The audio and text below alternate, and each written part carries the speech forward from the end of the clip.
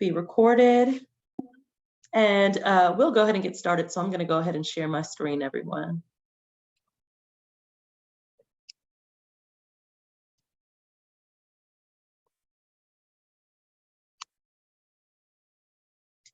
Okay. All right. So welcome, everyone. Thank you all for joining us. My name is Neela White. I'm a project director at AAAS. I work with the team that is led by Dr. Iris Wagstaff, Allison Gonzalez, Claire Malloy, Janice Lim, who many of you all have received emails from or have communicated with throughout this process. We all are representatives of the American Association for the Advancement of Science, also known as AAAS, who helps lead this Emerging Researchers National Conference along with the National Science Foundation. I want to provide you a little bit of information about AAAS ahead of our wonderful presentation by our amazing speaker, Dr. Marianne Leung. But let me just give you a brief background about our organization. We were formed in 1848 and serve now as the world's largest multidisciplinary scientific society in the world. And we are also the leading publisher of the Science family of journals, which many of you may be familiar with our flagship journal, Science Magazine.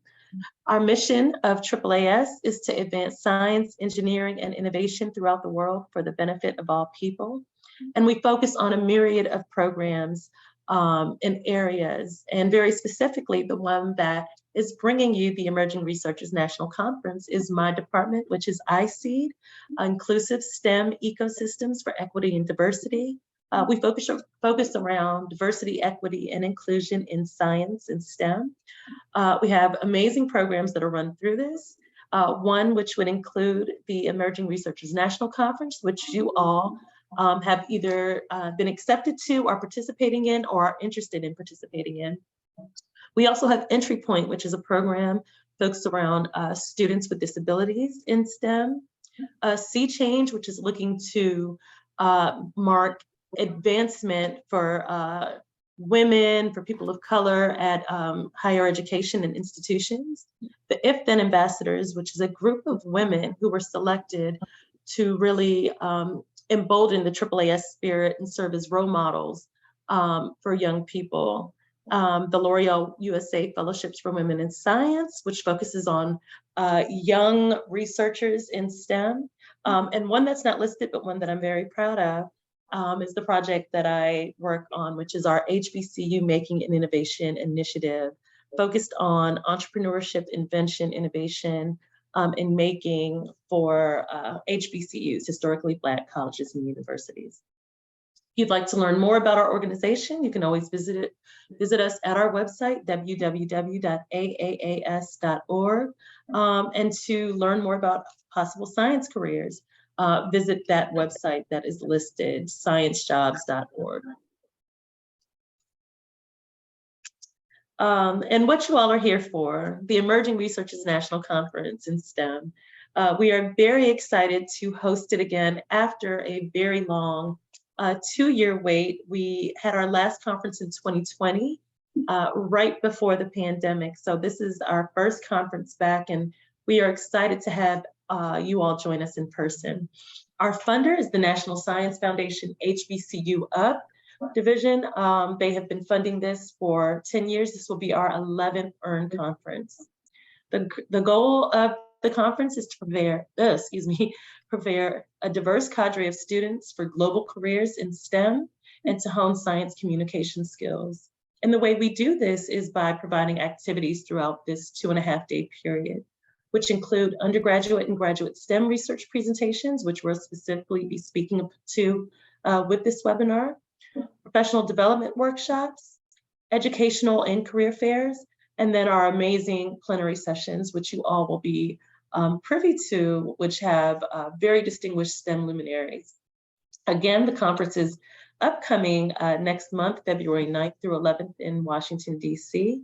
And obviously today we are focusing on our oral presentations, But we do have another presentation webinar coming up on January 25th. So if you're interested in delivering an excellent poster research presentation, use this link. We'll be sharing this after this concludes. We'll be sharing a recording and copies of the slides so that you can register for the next presentation.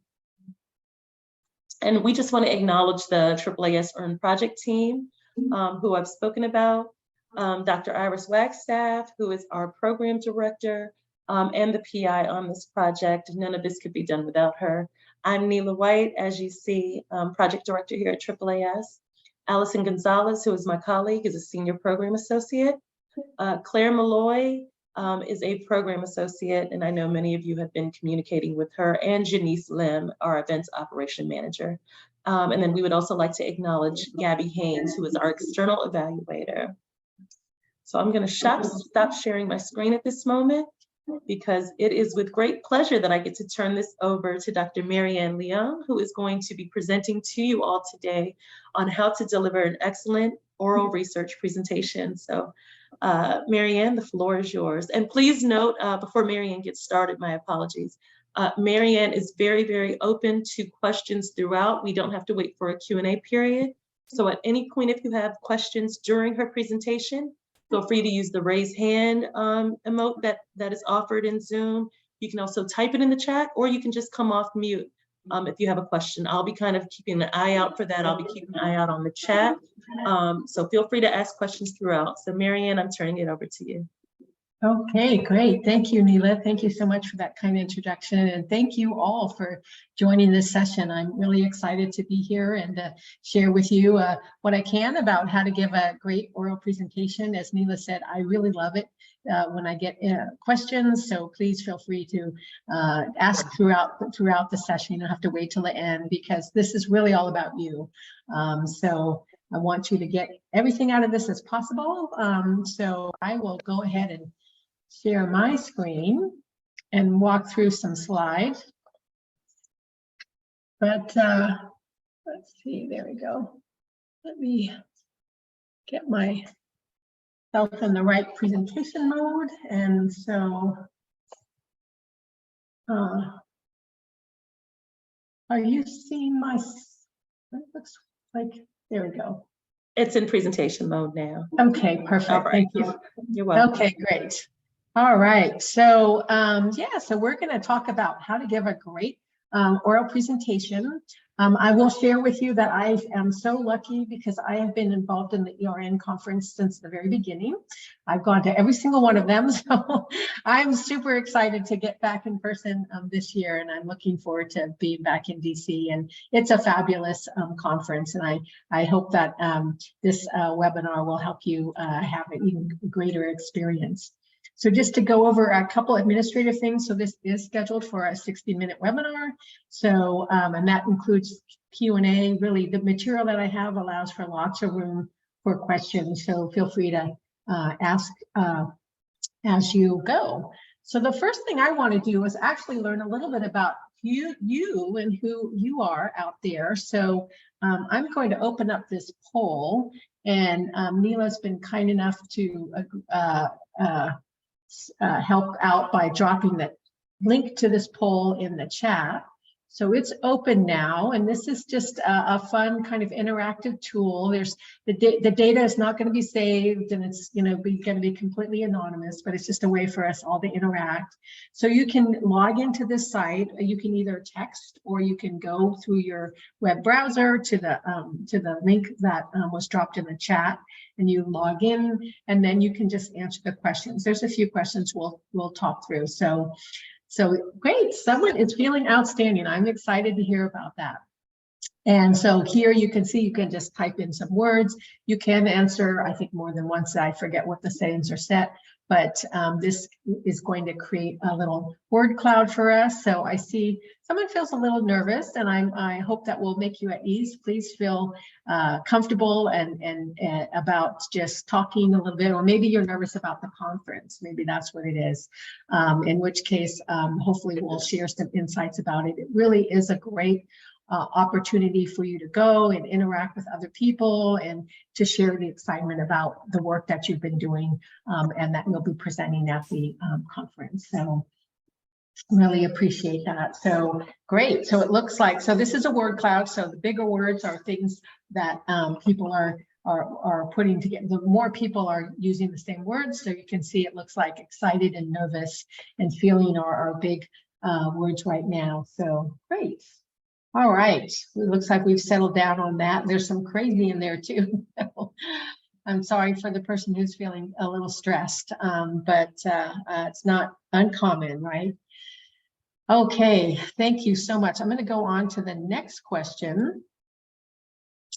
And that is, who's your favorite scientist, engineer, mathematician, or technologist? Just kind of, just for fun. Again, this is going to give us a word cloud, so you can type in some words. And if you want them to stay together on the word cloud, you can put dashes in between them. But do you have a favorite, scientist or engineer or mathematician maybe? All right, there we go. Bashir, Dr. Gaji. Very good, okay.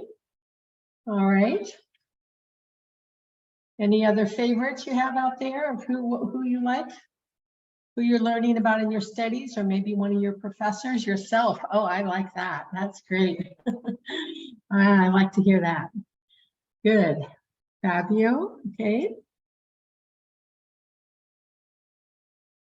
All right. Newton, Fibonacci. Fibonacci is, of course, a very famous mathematician who came up with the Fibonacci series, which is a series of numbers or patterns within numbers. Very good. All right. Tesla. That's a common name now, right? All right. Okay. Thank you so much for answering that. And I think I have another question here for you. I am just curious what your academic status is. And so just kind of giving me an idea of your background. I do my best to try to customize these to the audience, but with your help, I can do that. Looks like we have a lot of undergraduates and as well as, so, okay, good. So predominantly undergraduates, but also some master's and PhD students. That's wonderful. Thank you for sharing that. This webinar should be good for anyone at any academic level. How about this one? What are your plans after you graduate?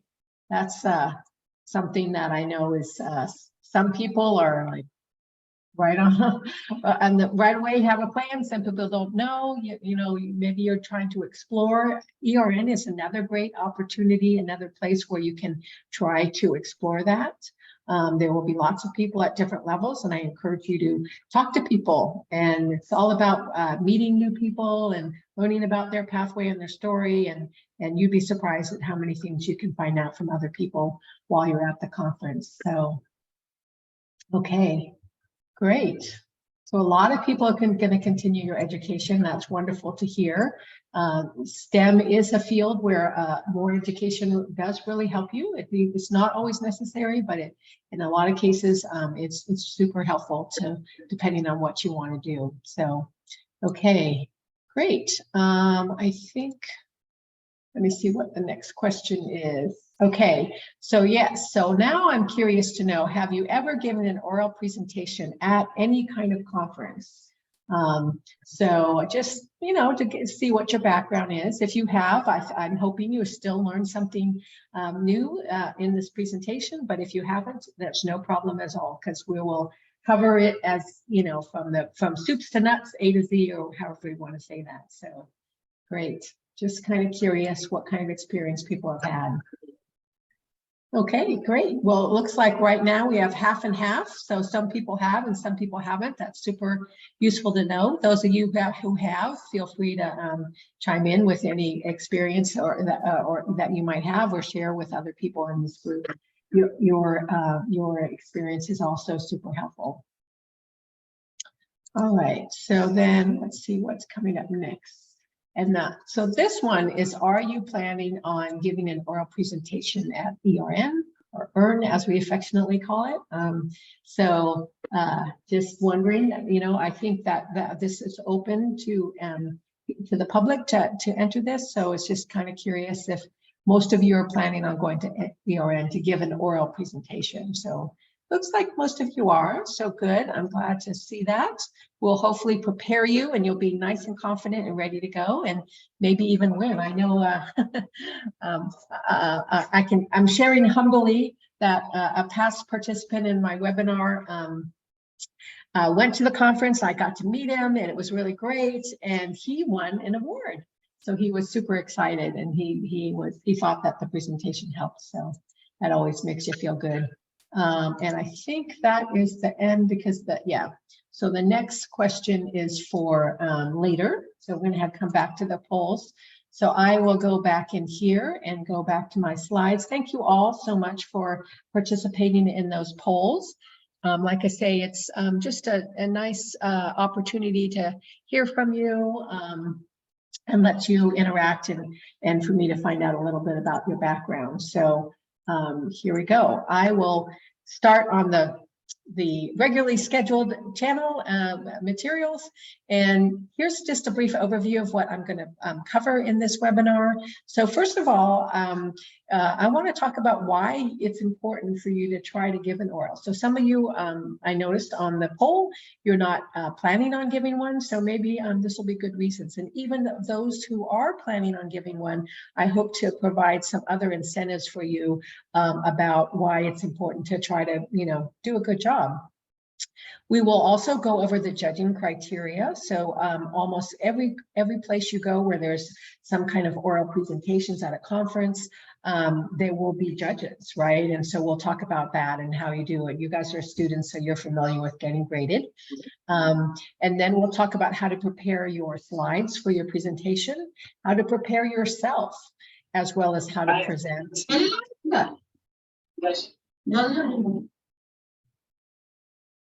Oops, okay. How to prepare yourself and how to present and how to handle the discussion. All right, so now we're going to talk about the first topic, which is why give an oral presentation. So here's a few ideas about why it's important. Of course, hopefully it's to share the results of work that you've done, some research presumably, and also to communicate your excitement for that research. And in this process, you of course will be able to demonstrate your skills, your knowledge, your abilities. And a lot of people don't think about this, but it's actually a really great opportunity to learn from others in ways that you can advance your own work or your research, as well as to learn about opportunities. And there's always a nice little benefit of prizes. And at ERN, they do judge all of the presentations and they do give out awards. So it's definitely an incentive for you. And so I would, in case you're, not thinking this way, there will be the financial benefits of having an award. But more importantly, if you get an award, that is a huge gold star on your resume or curriculum vitae. So that is something that will really be very useful as you develop and grow your careers. So next, we'll kind of talk a little bit about the judging criteria. And so I have served as a judge for the entire time I've been going to ERN, so I can certainly speak from the experience at that level. And we do get, we get rubrics of things that we have to judge people on. And so I can tell you the quality and relevance of your abstract. So hopefully, at this point, if you're presenting, I'm sure you've already submitted your abstract because it's been accepted, but that is going to be part of the judging criteria. So keep that in mind in the future when you apply for other conferences. And then of course, the actual content, and not just the content, but how is it explained? Were you clear about your objectives and why the research is important? Did you state your hypothesis or the problems? Like what are you trying to achieve? And then do you walk through what you actually did, which means your methods, and then what did you find, your results, and then what kind of conclusions? So that's an important thing that I see a lot of times people don't really talk about. in their presentations is well, so you tackled a problem, you did something, you discovered something, but what does that mean? So what can you conclude from that? And then of course also your future research. And of course, you always want to have references and acknowledgments for those who funded the work as well as who helped. You will be judged on your graphics in your oral presentation, and we'll talk more in detail about each of these subjects, and then your presentation, how well you were able to deliver your presentation, and did you respond to questions effectively. And believe it or not, you will be judged also on your adherence to the time limit. So all of the talks will be timed, and you really should practice so that you can make sure that you stay on time. So now we're going to start talking about how to prepare your slides. And it's really, the way I think about this is it's really more than just kind of putting together slides and content. It starts out by organizing your ideas and understanding your audience. So you want to know who is going to be potentially listening to your talk, and what do they know and what do they not know. So that is really important to understand, but you try to get a sense of in any case, because you might, typically when you're talking about your own work in STEM, you have it like all this information in your head, and very often you'll be starting to use acronyms, because of course we use a lot of acronyms, and maybe the audience won't know what those mean. So it's very careful that you have to be very careful to make sure that you define your terms ahead of time, and you don't just assume everybody knows all these terms that you don't know. You really have to think about how to present it in a way that someone who really doesn't know what you're doing can understand, because believe it or not, when you start doing your own research, we learn more and more about less and less. So you get very focused on areas, and there's a lot that you will start to kind of get embedded into your fabric. So you'll take for granted that you know these things. You definitely want to make sure that you organize your presentation in a way that's very clear and easy to follow, because the audience doesn't know the work as well as you do. So I always suggest to start out with an overview, which is basically a motivation as why the listener should care at all about what you're talking about, kind of grab their attention in the very beginning, give some background to the work. If you've ever written any papers, this is typically where you kind of do a little bit of a literature search, and you kind of present your work in the context of other work. And then you want to talk about what you actually did and what you found out and whatnot. So when you start preparing your presentation, you really have to think about telling a story. I remember that I heard a presentation by a professor when I was a student about how, it really is about storytelling. And I never would have thought that, my field is computational chemistry. So I never would have thought, what kind of story do you tell about chemistry? But when you're doing an experiment or something like that, but it really is about a story. And there really is, that's a big key to giving a good presentation, is figuring out what story you're trying to tell. And if you think about other kinds of stories, like in this image here, the Little Red Riding Hood, what is it? There's always some sort of beginning. There's actors, so people who are involved in this. There's maybe the middle part of the story. There might be some twists or turns, and there's the ending questions, that came up that you, while you were going along this pathway of doing some science research. And what did you actually discover, and what does that mean? So those are all really important things that you should think about your story, and what kind of story are you telling here? What was really important about your work?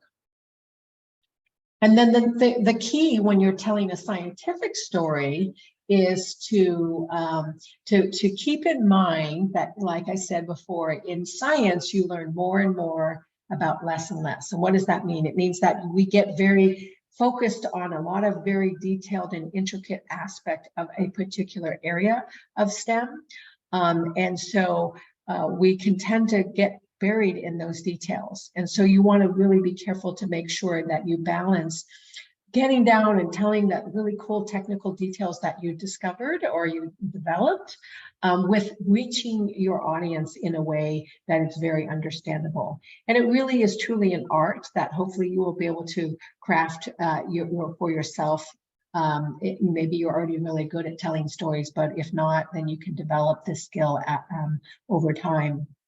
And having this skill is so important, because no matter what you do, you're going to be in a place where you're going to have to explain to people what you're doing, and most likely you're going to be asking for money to do it, whether that's asking for a job or writing a grant proposal or something like that. You really will be asking for people for money, and having this skill to be able to communicate this is essential.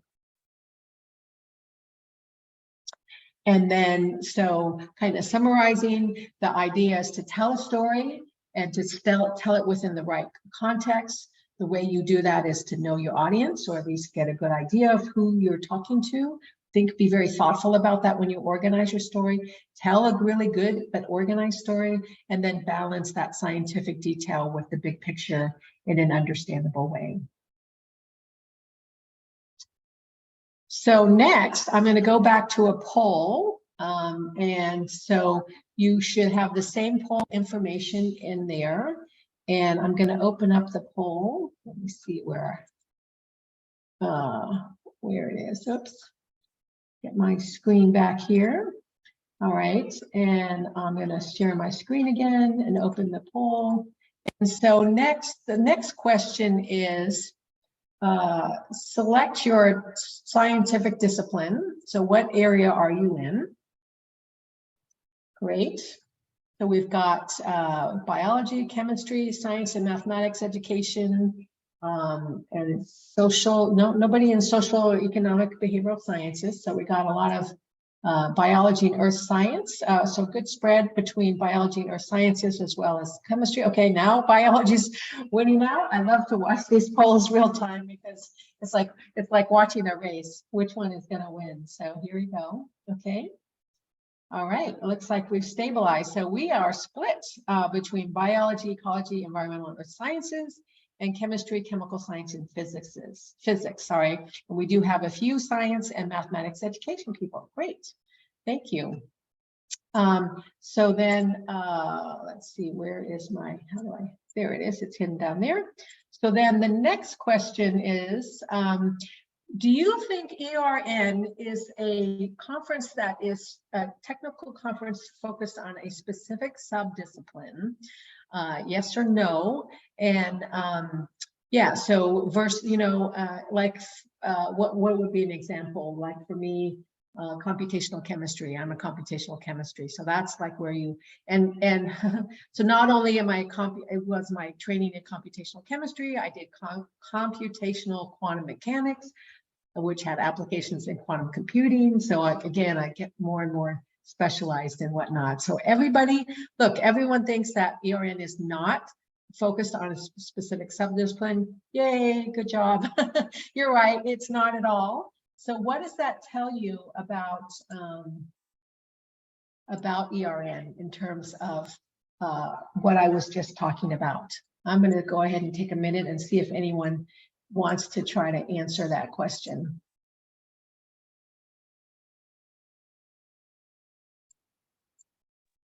And again, feel free to use the chat or take yourself off mute or use the raise hand emoji if you want to answer the question that Marianne just posed. Anybody have an idea? So I was just talking about knowing your audience and balancing technical detail, and you all indicated that ERN is not focused on a specific technical area. So what does that mean? So for example, what it means is that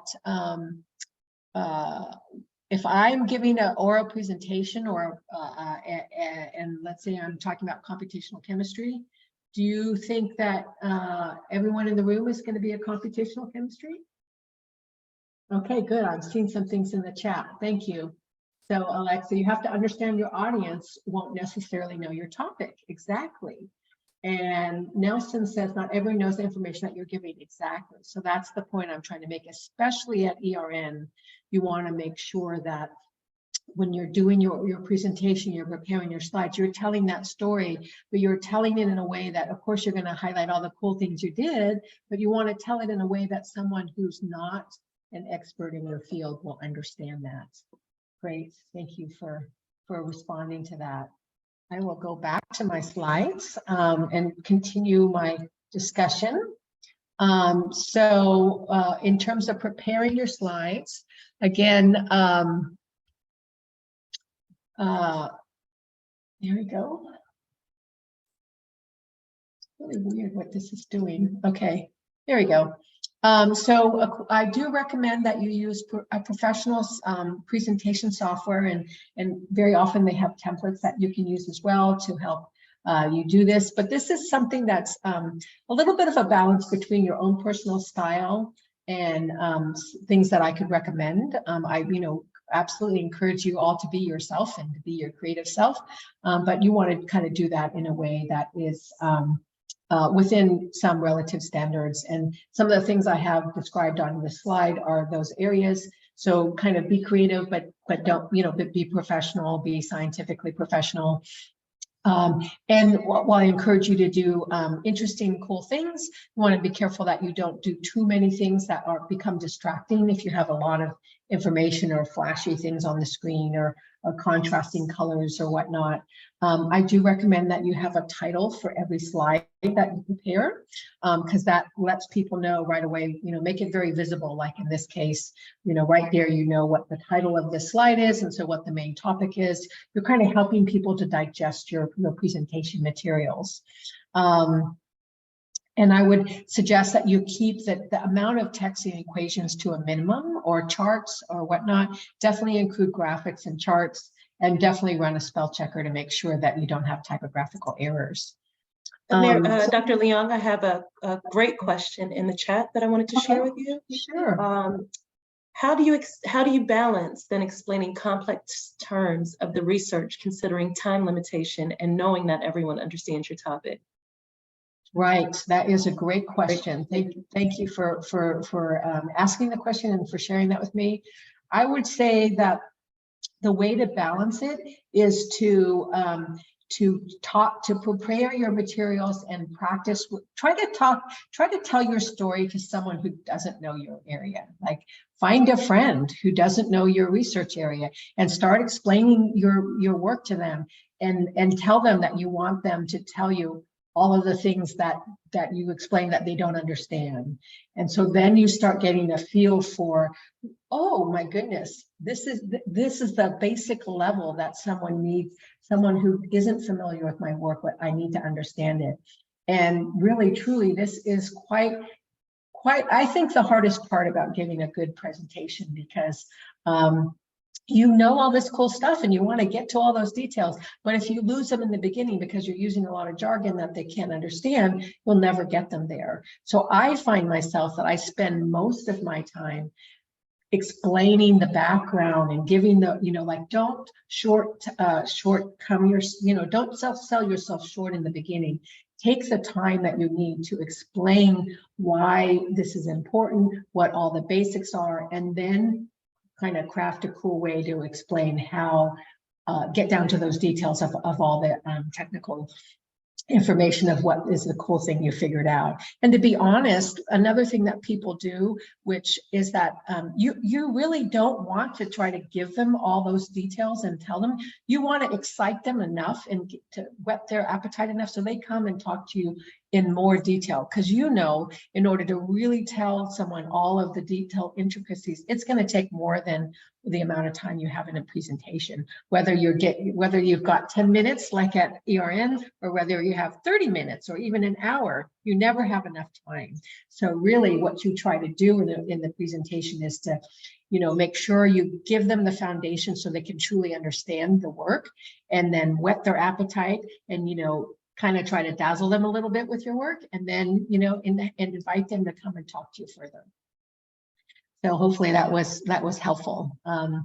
Yeah, great. Thank you so much for that question. So this next topic that I talk about is what I call chunking and organizing your thoughts. So hopefully you kind of craft this story you want to tell, and then you want to put it into little bite-sized pieces, and then use signposts to help people make the connection from little piece to little piece. So there's a few little tips and techniques. If you study like cognitive science or things like that, you find out that humans don't have very good memories. And so you have to be careful about how much information you give them. And so there's something that's called the 5 to 7 rule. And that is, you really, at any one sitting, people won't remember more than 5 to 7 things. So you always want to chunk it that way. So don't have more than 5 to 7 bullets or thoughts on your page, or so on and so forth. So that's this idea of breaking things up into these small little bite-sized pieces. And then you use these things, which we call signposts, to help, or transitions to help people understand how to go from one little chunk to the next little chunk. And then you add up all those pieces in chunks, and in the end, you have a whole story. So here are some examples of signposts, and these are just different techniques, and these are all things that are standard in, I use Microsoft PowerPoint, so they're all tools that you can find in there. You can see in my presentation today, I'm using these things here that are called chevrons, and so the idea is you give them an overview of everything you're going to talk about. So I'm going to talk to you about 3 topics. And then the highlight on the first one says, and this is where we are now. I'm telling you about topic number 1. So that helps people get the big picture, but also migrate down to the details. And so all of these are just different ways to do that. You can see we're highlighting, they're just different visual ways. You can probably design your own ways as well. But I definitely suggest you use signposts to help people follow your thoughts along the way. In terms of what to include on your slides, you want to make sure that use large fonts. I recommend nothing smaller than 16 points, because remember, there's going to be someone sitting in the back of the room and you want them to be able to see it. You want to try to keep your graphics as simple as they can. I know in STEM, you got a lot of complex ideas, and sometimes they just can't help it. There's a complex schematic that you want to include.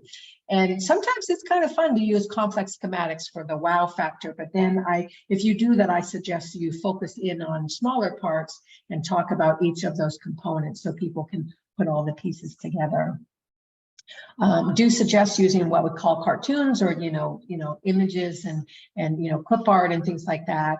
And it's also really good to try to combine both graphics and text, because if you know much about learning styles, there's a lot of different types of people out there that have predominant learning styles. So I'm very visual. Some people are much more verbal, so they want to see words. And if you use a combination, then you can appeal to more people.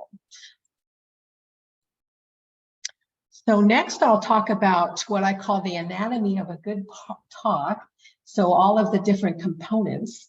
And so the first thing, I kind of overviewed this earlier, but I can tell you in more detail now. That you start with an overview or a motivation. Why should that person sitting out there listening to your talk care? And this is also what we call in an instructional design word, you start with tell them what you're going to tell them. So you overview what we're going to talk about. And in this, we're going to include our motivation. And in STEM, this is typically, but not always, some real world application. Even if you're, studying theoretical mathematics, there are some real world applications to the work, or there's some reason why someone who isn't a theoretical mathematician should care about your work. And you want to follow up with that. So it's grabbing people's attention right away in the very beginning so that they will pay attention. And then you want to give some background on the problem. And this is typically what we think of like related to the literature search. So it's what other people have done and why your work is important within this context, and how maybe your work is different from other people. Probably, you took a different approach, or maybe you're solving a different problem or a related problem. You want people to give people that context. And then the procedures or the methods. So exactly what did you do to try to solve this problem? So the overview is tell them what you're going to tell them. Then you motivate it, why people should care, and put it within a context. And here's what we did to try to solve that problem. That's what that is. That's what we call the methods. And then, of course, then what did you get? What did you do after, well, you know, you did some procedures, you followed some methods. What are your results?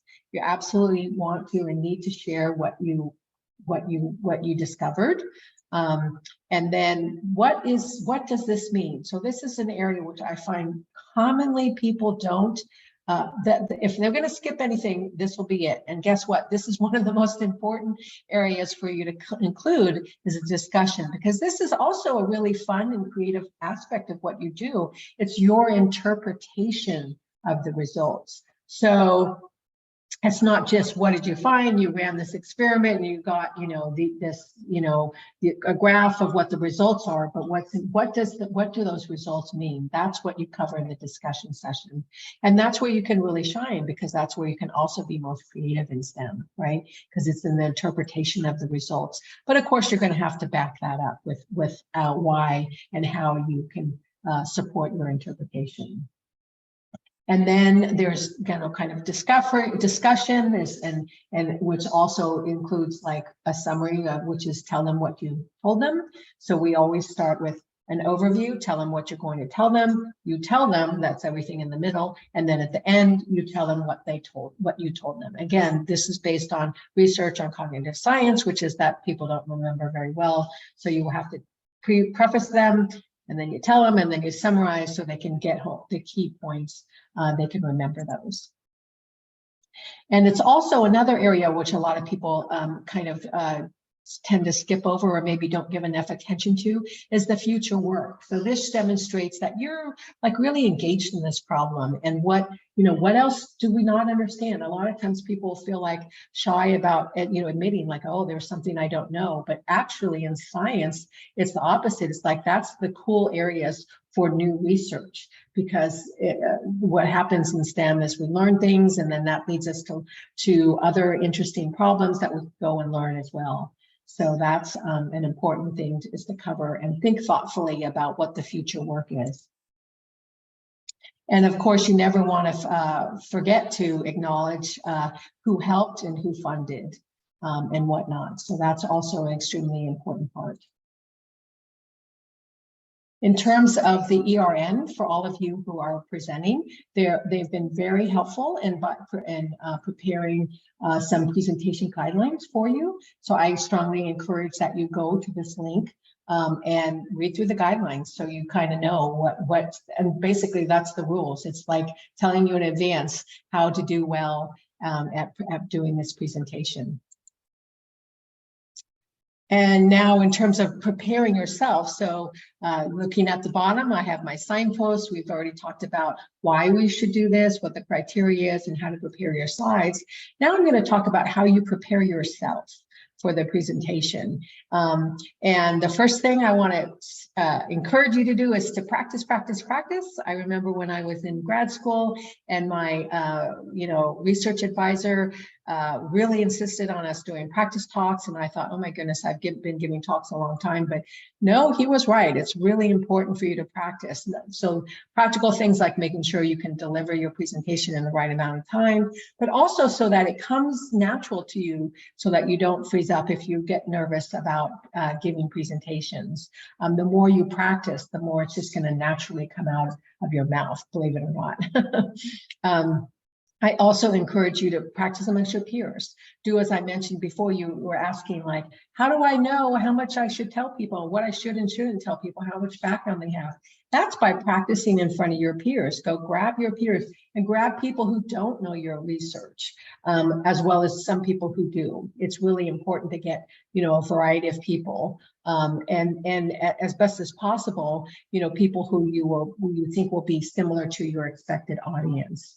And that way you can also just practice by yourself in front of a mirror, or just not in front of a mirror, just practice, because I don't know about you, but for me, getting the words out of my mouth, a lot of times I have it up in my head, but getting those words to come out of my mouth is really an important part. And if you practice, if I run through my talk, like actually talking out loud to myself, it really helps. It makes it come out a lot smoother. Of course, you want to know what you're going to talk about and prepare yourself for questions, but you also have to prepare yourself to do what I call dancing on your feet, and that is just kind of dealing with whatever comes up with, so being a little more spontaneous. You will definitely want to, what I'd say, look the part. You know, in science, depending on the venue and whatnot, sometimes some subdisciplines are more casual than others, but you definitely want to make sure that you kind of get a sense of what that's like. But you don't want to be too casual. You want to be professional and what scientific professional, if you know what I mean by that. And you want to make sure that you pay attention to your posture, no matter what you normally do. When you're presenting, you want to stand up straight, because of course that helps you to enunciate and project your voice. And you want to try to avoid, you know, if you have any habits of like playing with your hair or fidgeting or whatnot. I remember when I was first starting to give presentations, I was like so nervous. I was such a shy person before it, and you know, I learned tips like, you know, you can put your hands behind your back, so because if you get nervous, you know, you have to like do something with yourself, put your hands in your pocket, or there's different techniques like that that can help you. It also helps you calm down as well. So you want to look the part, you want to speak the part. And what does that mean? You know, that means you have to speak loudly, clearly, and confidently. I know if you're nervous, it might not be very easy to do that, but guess what? If you practice a lot, you're going to feel more confident, and it's going to come out more easily. And the other thing is that I know when I was first starting, I was very nervous, and I was told this, and it's actually really true. Even if you feel like you're shaking in your boots underneath, if you just project yourself and stand up there and smile and whatnot, people are not going to know. So, and then that's going to build your confidence. It's kind of interesting how that works. And of course, don't chew gum or do things like that, or do a lot of distracting noises or motions. And also really important is you want to try to connect with your audience, and that is making eye contact, smiling, engaging them. A lot of times I like to start by asking the audience question, which is kind of what I did today. You know, in Zoom, I know it's more become the protocol for people to not just kind of come off mute and engage, but you definitely want to try to engage your audience. We're going to be in person at ERN, so you have that opportunity. And answer questions and try to talk to the audience rather than the screen, and be yourself and convey your excitement for your work.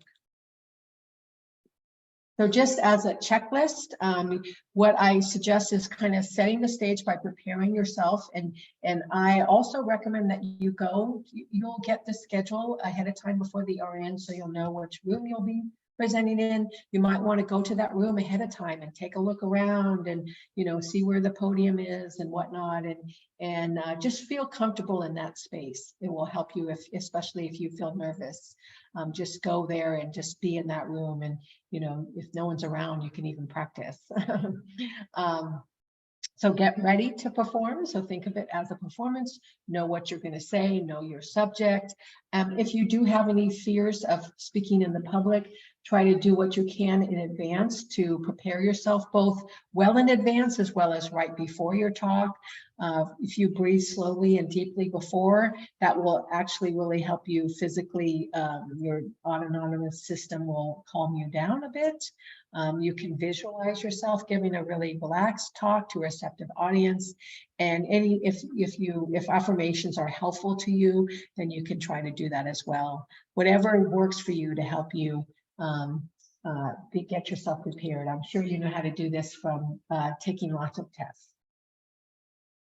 And here's a checklist of items, a continuation. So, you know, when you walk up to the podium where you're going to be giving your talk, you know, stride up there with confidence, stand up tall, smile, speak up, you know, take your time, but stay on time, and talk to the audience, not the screen. And don't drift off at the end, you know, end with a strong statement. So however you want to do that, I usually try to put in something punchy into my end of my presentation. So in summary, you want to be yourself, be personable, establish a rapport, and just have some fun. In terms of taking questions, so now we're on to the last section, which is the discussion. The funniest thing is that people don't often think about this, but the most important thing when you're giving a presentation is to listen. So you're talking, but the first thing when you're taking questions is to listen and make sure you heard the question. Do not at all feel shy about asking someone to repeat their question if you didn't understand it, or another really important technique is to repeat the question back to them to make sure you understood what they're asking before you go off into a diatribe and answer. Many times I've been to presentations and the speaker will start answering a question that wasn't even the question that was asked, and they go on and on and on and on. So it's important to make sure you understand what someone is asking. Do your best to reply with confidence and take your time to explain, because remember, not everyone, most of the people in the audience do not know as much as you do about your research. And if you don't know an answer, it's fine to admit it and just, acknowledge, hey, that's a great question. I'd be happy to go back and do some research on that topic for you. Here's a couple examples of things. So, like I say, you can include multiple methods, imagery, motion and video, analogies, lots of different ways to help people understand. So when someone, back to the question of how do I balance the technical detail and reaching the audience, using analogies is really, really great technique for doing that. And there's so much information at your fingertips that you'd be surprised. So there's a couple examples I have. I was actually giving a talk about leadership, which of course was to a STEM audience. And so you'd think, well, what does this concept of natural self-assembly have to do with it? But I managed to find these beautiful pictures on the internet about this phenomena called natural self-assembly, which happens in snowflakes and leaves, and I weave that into my talk about leadership. And then I even used this analogy. I think we're almost kind of, in the interest of time, I'm not going to play this video, but I would play this video which shows this is the assembly of carbon nanotubes, and it's a really cool video which shows all the the molecules coming together to make sheets, and then the sheets folding into tubes. And another example I have is of these robots that come together and create structures that are really cool. So these individual little robots, each of those little pieces come together and they build a machine together that is much stronger and more powerful than any individual units. That's how I related this to leadership concepts. So in summary, I hope that you got something out about this, about how it's really important to give an oral presentation and how it can help you advance your professional standing. Be sure to review the judging criteria.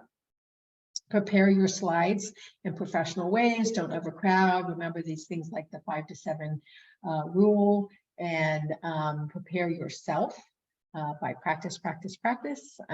Present clearly, confidently, and in an understandable voice. And when you're managing the discussion, listen, confirm, and answer.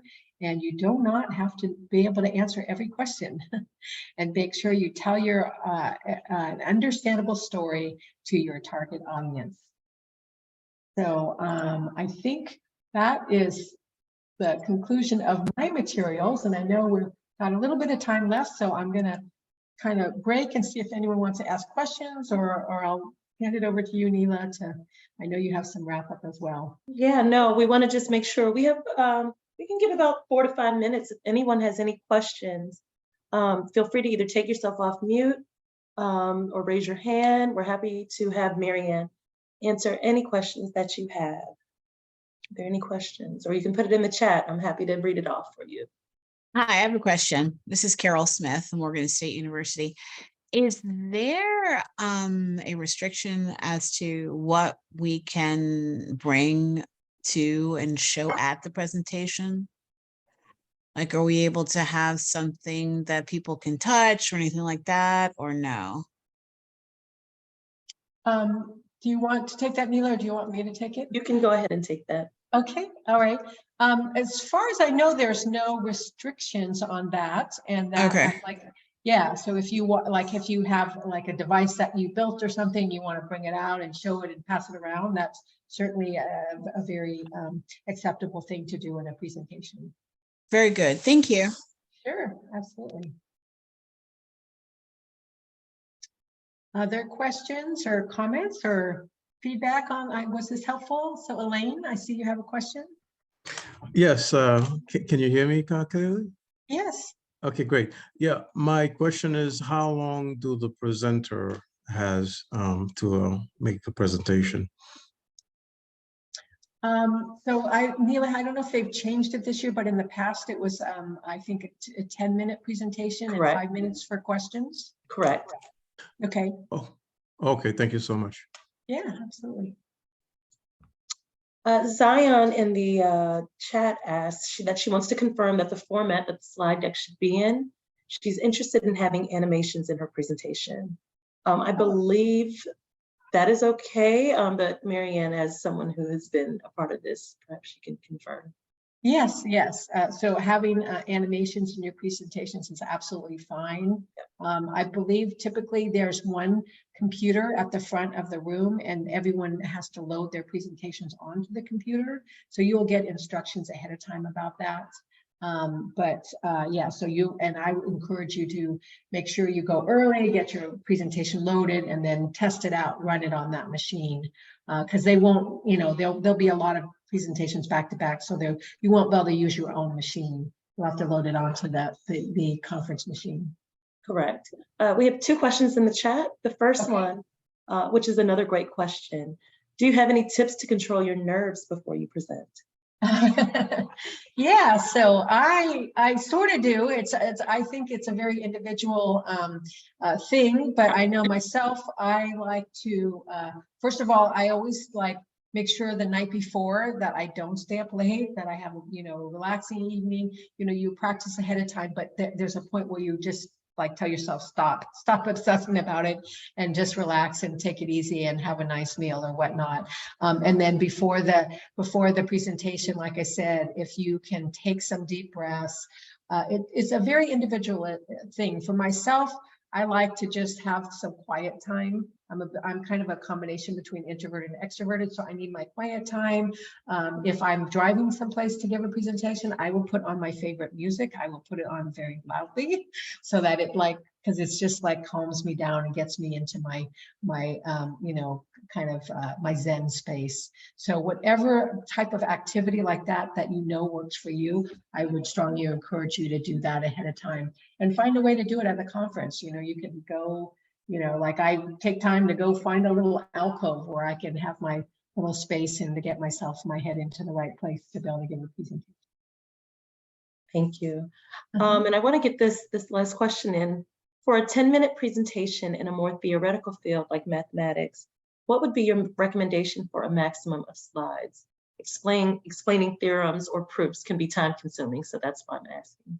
Yes, that's a great question. It is very time consuming. I would say that probably what I would recommend first in terms of thinking about, I'll try to get to the number of slides questions, but I would say that you probably are not going to be able to explain that whole theorem or proof, right? So you want to think about that story that I talked about and how much you can tell someone, how much you can really truly accomplish in the amount of time that you have.